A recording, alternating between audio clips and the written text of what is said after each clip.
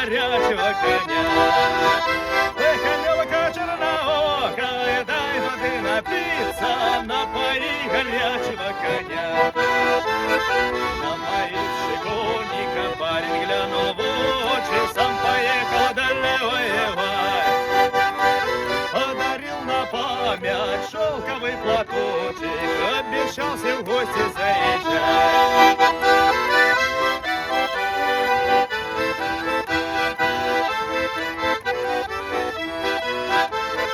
Проезжала конница, двигались отряды, впереди знакомый белый конь.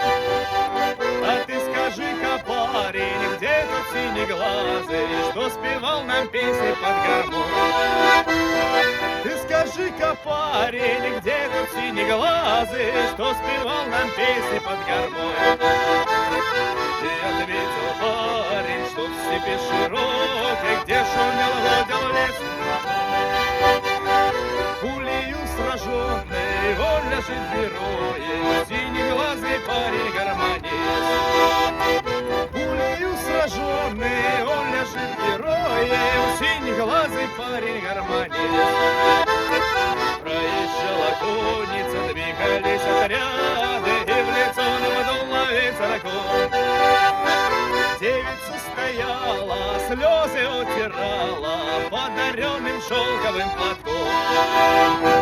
Девица стояла, слезы утирала подаренным шелковым платком.